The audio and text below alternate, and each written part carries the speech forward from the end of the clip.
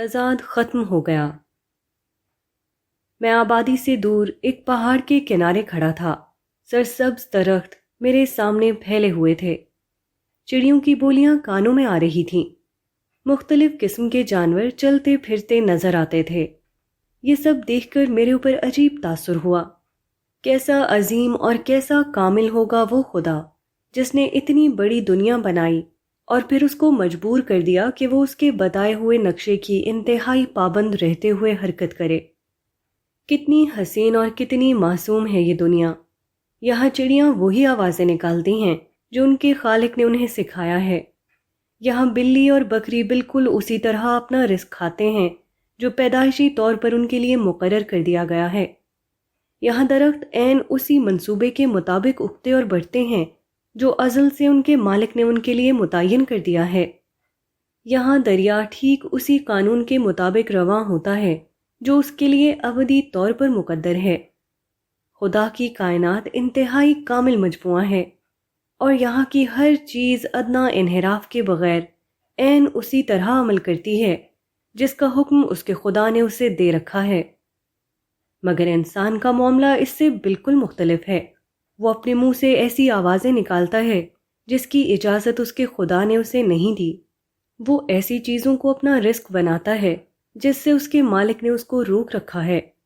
وہ اپنے سفر حیات کے لیے ایسے راستے اختیار کرتا ہے جہاں کاتب ازل نے پیشگی طور پر اس کے لیے لکھ دیا ہے کہ یہاں سے گزرنا منع ہے۔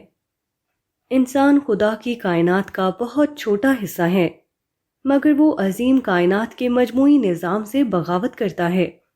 وہ خدا کی اصلاح یافتہ دنیا میں فساد برپا کرتا ہے۔ یہ خدا کی بے تضاد دنیا میں تضاد کو دخل دینا ہے۔ یہ ایک ہم آہنگ مجموعے میں بے آہنگی کا جوڑ لگانا ہے۔ یہ ایک حسین تصویر میں بدصورتی کا دھبا ڈالنا ہے۔ یہ ایک کامل دنیا میں ناقص چیز کا اضافہ کرنا ہے۔ یہ فرشتوں کی سرگرمیوں کے ماحول میں شیطان کو سرگرم ہونے کا موقع دینا ہے۔ خدا کی قدرت اور اس کے حسن ذوق کا ثبوت جو عظیم تر کائنات میں ہر لمحہ نظر آتا ہے، وہ اس گمان کی تردید کرتا ہے کہ یہ صورتحال اسی طرح باقی رہے۔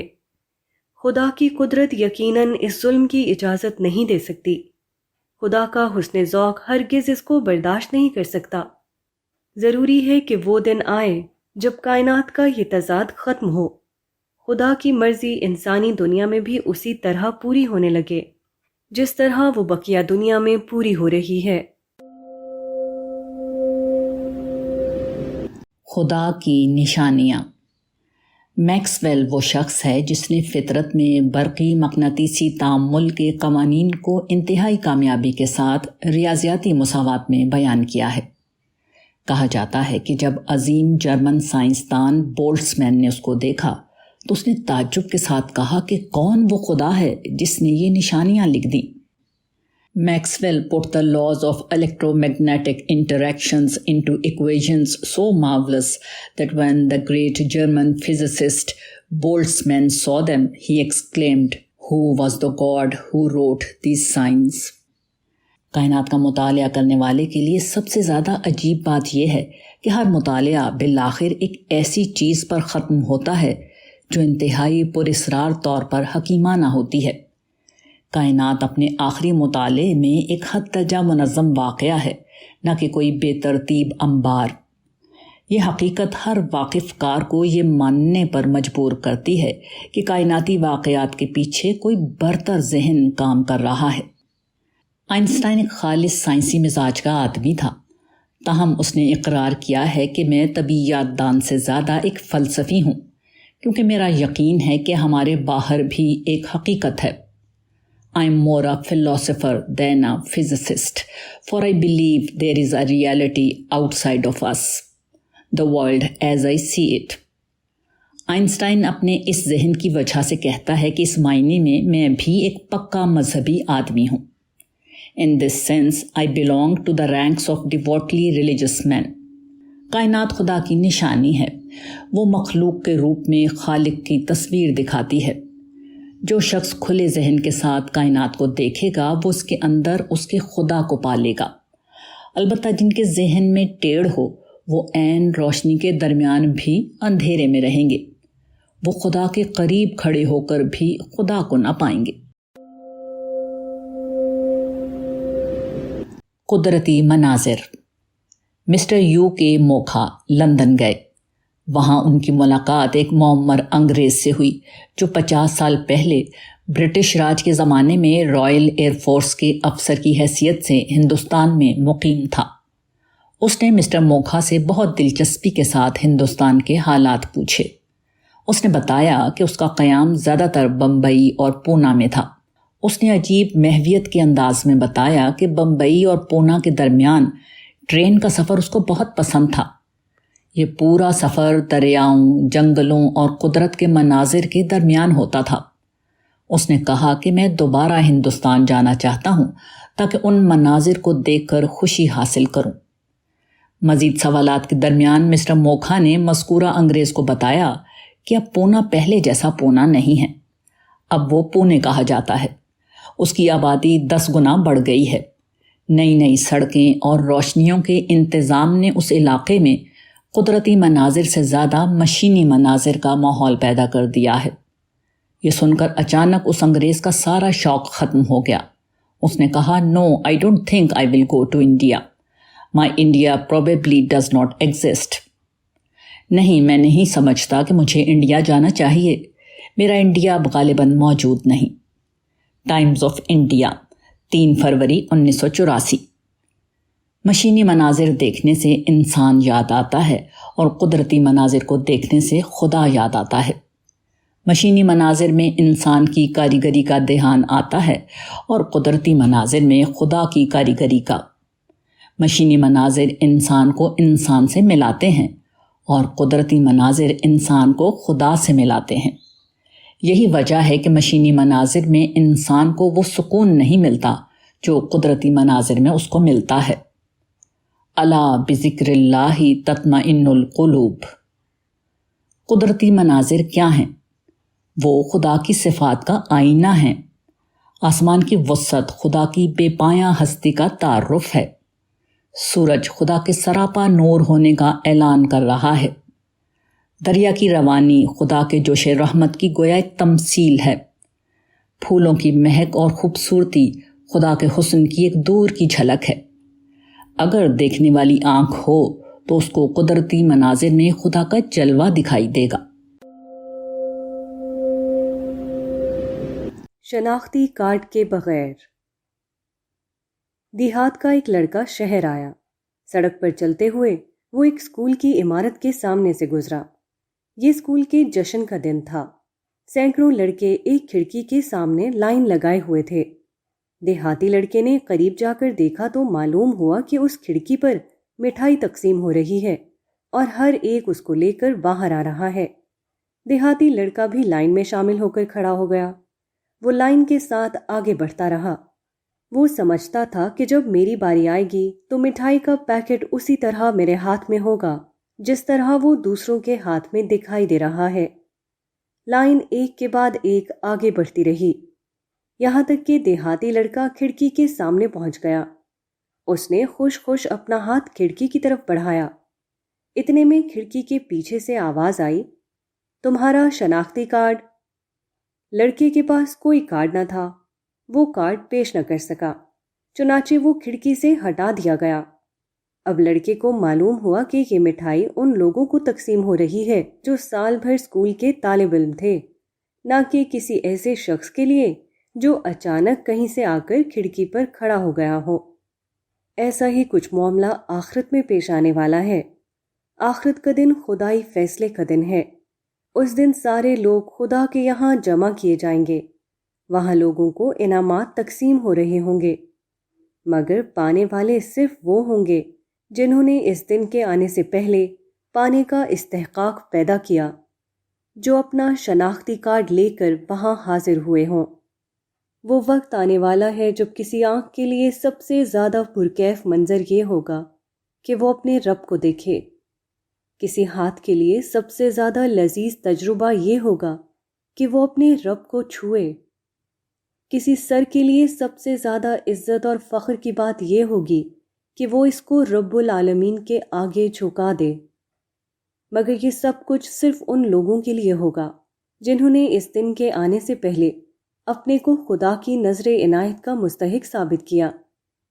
بقیہ لوگوں کے لیے ان کی غفلت ان کے اور ان کے خدا کے درمیان حائل ہو جائے گی۔ وہ خدا کی دنیا میں پہنچ کر بھی خدا کو نہ دیکھیں گے۔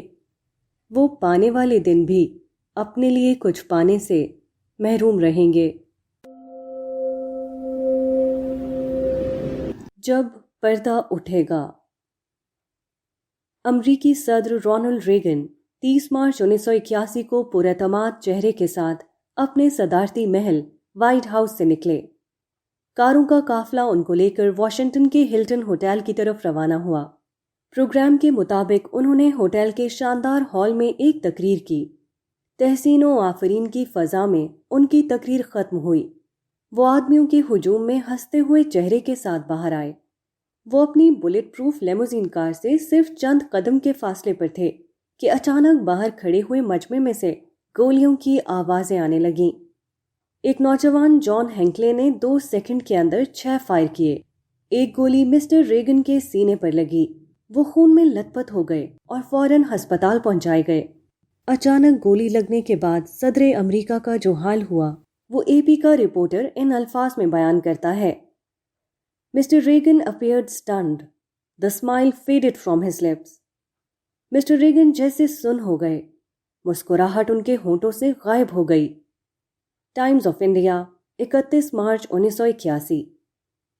یہ واقعہ اس صورتحال کی تصویر ہے جو موت کے حملے کے وقت اچانک آدمی پر طاری ہوگی۔ آدمی موجودہ دنیا میں اپنے آپ کو آزاد سمجھ رہا ہے۔ وہ نڈر ہو کر جو چاہے بولتا ہے اور جو چاہے کرتا ہے۔ اگر کسی کو کچھ مال ہاتھ آ گیا ہے تو وہ سمجھتا ہے کہ میرا مستقبل محفوظ ہے۔ کسی کو کوئی اقتدار حاصل ہے تو وہ اپنے اقتدار کو اسی طرح استعمال کرتا ہے جیسے اس کا اقتدار کبھی چھننے والا نہیں۔ ہر آدمی پراعتماد چہرہ لیے ہوئے ہے۔ ہر آدمی ہنستے ہوئے اپنی لیموزین کی طرف بڑھ رہا ہے۔ اس کے بعد اچانک پردہ اٹھتا ہے۔ موت کا فرشتہ اس کو موجودہ دنیا سے نکال کر اگلی دنیا میں پہنچا دیتا ہے۔ یہ ہر آدمی کی زندگی کا ایک انتہائی بھیانک لمحہ ہے۔ جب یہ لمحہ آتا ہے تو آدمی اپنے اندازے کے بالکل خلاف صورتحال کو دیکھ کر دہشت زدہ ہو جاتا ہے۔ اچانک اس کو محسوس ہوتا ہے کہ وہ سب کچھ محض دھوکہ تھا جس کو اس نے سب سے بڑی حقیقت سمجھ لیا تھا۔ میں نے اپنے کو آزاد سمجھا تھا، مگر میں تو بالکل بے اختیار نکلا۔ میں اپنے کو مال و جائیداد والا پا رہا تھا، مگر میں تو بالکل خالی ہاتھ تھا۔ میرا خیال تھا کہ میرے پاس طاقت ہے، مگر میں تو خدا کی اس دنیا میں مکھی اور مچھر سے بھی زیادہ بے زور تھا۔ میں سمجھتا تھا کہ میرے ساتھ بہت سے لوگ ہیں، مگر یہاں تو میرا کوئی ایک بھی نہیں۔ وہ انسان جو اسی بات کو نہیں جانتا جس کو اسے سب سے زیادہ جاننا چاہیے۔ جھوٹی بڑائی۔ حضرت عمر رضی اللہ تعالیٰ عنہ بحیثیت خلیفہ مدینے میں تقریر کر رہے ہیں۔ ایک شخص اٹھ کر کہتا ہے کہ خدا کی قسم اگر ہم تمہارے اندر کوئی ٹیڑھ پائیں گے تو ہم اپنی تلوار سے اس کو سیدھا کر دیں گے۔ بظاہر یہ نہایت سخت تنقید ہے اور بڑی گستاخی کی بات ہے، مگر نہ حضرت عمر اس کو برا مانتے اور نہ سارے مجمع سے کوئی ایک شخص اٹھ کر یہ کہتا کہ تم نے ایسا کیوں کہا۔ اس طرح کے تنقیدی واقعات صحابہ کے درمیان روزانہ پیش آتے تھے۔ صحابہ کے بعد تابعین اور تبع تابعین کے زمانے میں بھی یہ صورتحال باقی رہی، مگر کبھی کسی نے اس کو برا نہ مانا۔ اگر کہا تو صرف یہ کہا کہ جو بات کہو تحقیق کے ساتھ کہو، نہ کہ بے تحقیق باتوں پر ایک دوسرے کے خلاف رائے زنی کرنے لگو۔ اس کی وجہ کیا ہے؟ اس کی وجہ صرف یہ ہے کہ وہ لوگ انسانوں کی عظمت میں نہیں جیتے تھے، بلکہ صرف ایک خدا کی عظمت میں جیتے تھے۔ ان کے دل پر اس سے چوٹ نہیں لگتی تھی کہ کوئی شخص کسی انسان پر کیوں تنقید کرتا ہے، کیونکہ وہ بڑائی کا سارا حق صرف خدا کو دیے ہوئے تھے، اور انسانوں پر تنقید کرنے سے خدا کی بڑائی پر کوئی اثر نہیں پڑتا۔ اس کے برعکس موجودہ زمانے میں اگر کسی شخصیت پر تنقید کر دیجیے تو خواہ وہ تنقید کتنی ہی علمی اور تحقیقی کیوں نہ ہو، اس کے معتقدین فوراً برہم ہو جائیں گے۔ اس کی وجہ یہ ہے کہ وہ انسانوں ہی کو اپنا بڑا بنائے ہوئے ہیں، پھر وہ کیسے گوارا کر سکتے ہیں کہ ان کی بڑائی کا مینار گر جائے؟ لوگوں کا حال یہ ہے کہ نماز اور اذان میں وہ اللہ اکبر کہتے ہیں، مگر یہ صرف الفاظ ہیں جن کو لوگ زبان سے ادا کرتے ہیں، ورنہ حقیقتاً لوگ جس بڑائی میں جی رہے ہیں وہ انسان کی بڑائی ہے، نہ کہ خدا کی بڑائی۔ لوگوں کو جاننا چاہیے کہ غیر اللہ کی بڑائی میں جینے کا موقع صرف اس وقت تک ہے جب تک امتحان اور آزمائش کی مدت ختم نہ ہو۔ اس کے ختم ہوتے ہی اس کا موقع بھی ختم ہو جائے گا۔ پھر جن لوگوں کی غذا انسان کی جھوٹی بڑائی ہو، وہ اس وقت کس چیز کو اپنی غذا بنائیں گے جب کہ تمام دوسری بڑائیاں ختم ہو جائیں گی اور خدا کی سچی بڑائی کے سوا کوئی بڑائی نہ ہوگی جس کو آدمی اپنی غذا بنائے اور جس کے بل پر وہ جی سکے۔ خدا کی نشانی۔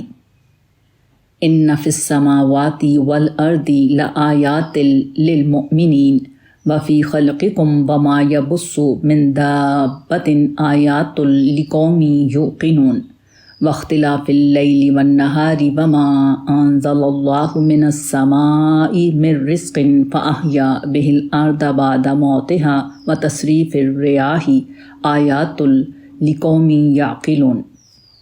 بے شک آسمانوں اور زمین میں ایمان والوں کے لیے نشانیاں ہیں، اور تمہارے اور حیوانات کو پیدا کرنے میں جن کو زمین میں پھیلا دیا ہے نشانیاں ہیں یقین کرنے والوں کے لیے، اور رات اور دن کے آنے جانے میں اور اس رزق میں جس کو اللہ نے اتارا ہے، پھر اس سے زمین کو زندہ کیا اس کے خشک ہونے کے بعد، اور ہواؤں کے چلنے میں نشانیاں ہیں عقل والوں کے لیے۔ قرآن میں کثرت سے اس طرح کی آیتیں ہیں جن میں کہا گیا ہے کہ کائنات میں سوچنے والے لوگوں کے لیے نشانیاں ہیں۔ اس کا مطلب یہ ہے کہ خدا نے انسان سے جن معنوی حقیقتوں پر ایمان لانے کا مطالبہ کیا ہے، ان کی مادی تمثیلات اس نے کائنات میں ہر طرف قائم کر دی ہیں، تاکہ آدمی کے لیے ان حقیقتوں کو سمجھنا آسان ہو جائے، تاکہ وہ دکھائی دینے والی چیزوں کے آئینے میں نہ دکھائی دینے والی چیزوں کو دیکھ سکے۔ سورج اور چاند خدا کی روشن ہستی کا تعارف ہیں۔ چڑیاں اور جانور خدا کی خدائی کے معصوم نمائندے ہیں۔ آسمان خدا کی عظمت اور قدرت کا اعلان ہے۔ پانی اور ہوا خدا کی رحمت اور شفقت کا نمونہ ہیں۔ درخت اور پہاڑ خدا کے لامحدود حسن کی طرف اشارہ کر رہے ہیں۔ انسان اگر دنیا میں اس طرح رہے کہ اس کے دماغ کی کھڑکیاں کھلی ہوئی ہوں، وہ دیکھنے والی چیزوں کو دیکھ رہا ہو، تو ساری دنیا اس کو خدا کی یاد دلانے والی بن جائے گی۔ وہ ہر چیز میں خدا کا نور پائے گا، ہر چیز میں وہ خدا کی حکمت کو دریافت کرے گا۔ کائنات اس کے لیے ایک خدائی سمندر بن جائے گی جس میں وہ نہائے۔ زمین و آسمان اس کے لیے خدا کی جلوہ گاہ بن جائیں گے جہاں وہ اپنے رب سے ملاقات کرے۔ خدا کا فیضان۔ ہمارے گھر میں پہلے 1 میٹر بینڈ کا معمولی ٹرانزسٹر تھا۔ وہ صرف دہلی ریڈیو اسٹیشن پکڑتا تھا۔ ہم اس سے دہلی کی خبریں سن لیتے تھے، مگر دوسرے ملکوں کی نشریات سننا اس کے ذریعے ممکن نہ تھا۔ کئی سال تک یہی چھوٹا ٹرانزسٹر ہمارے لیے ریڈیائی نشریات سننے کا ذریعہ بنا رہا۔ اس کے بعد ہم نے 4 میٹر بینڈ کا بڑا ریڈیو سیٹ خریدا۔ یہ ریڈیو سیٹ دنیا بھر کے تمام ملکوں کے ریڈیو اسٹیشنز کو پکڑتا تھا۔ اس کے ذریعے جب ہم نے BBC اور دوسرے بیرونی اسٹیشنز کو سنا تو معلوم ہوا کہ ہم کتنی بڑی دولت سے محروم تھے۔ ہر روز مختلف ممالک نہایت قیمتی پروگرام نشر کرتے ہیں۔ ان کو سننے سے زبردست فکری اور معلوماتی فائدے ہوتے ہیں، مگر اس علمی خزانے سے مستفید ہونا ہمارے لیے اس وقت تک ممکن نہ ہو سکا جب کہ ہم نے بڑا ریڈیو سیٹ اپنے لیے حاصل نہ کیا۔ خدا اور بندے کا معاملہ بھی ایسا ہی ہے۔ خدا کا فیضان گویا ایک لامحدود نشر گاہ ہے۔ اس سے ہر لمحہ رزق رب کا می برستا رہتا ہے، مگر آپ اس سے کتنا پائیں اس کا انحصار اپنے ریڈیو سیٹ پر ہے۔ اگر آپ کا ریڈیو سیٹ چھوٹا ہے تو آپ بہت کم چیزیں اخذ کر سکیں گے، اور اگر آپ کا ریڈیو سیٹ بڑا ہے تو آپ کے اوپر اتنا زیادہ خدا کا فیضان برسے گا گویا کہ آپ خدائی فیضان کے اتھاہ سمندر میں نہا اٹھے ہیں۔ آج کل ہر آدمی محدودیت کا شکار ہے۔ کوئی شخص ہے جو کسی گروہی خول میں بند ہے، کوئی اپنے آپ کو حقیر مفادات میں اس طرح گم کیے ہوئے ہے کہ اس کو آگے پیچھے کی کوئی خبر نہیں۔ کسی کی سطحیت اس کو گہری حقیقتوں کا ادراک کرنے میں مانع بنی ہوئی ہے، کسی کی تنگ نظری نے اسے اس قابل نہیں رکھا کہ وہ وسیع تر دائرے کی معرفت حاصل کر سکے۔ بند کوٹھڑی میں سورج کی روشنی نہیں پہنچتی، اسی طرح بند ذہن خدا کا فیضان پانے سے محروم رہتا ہے۔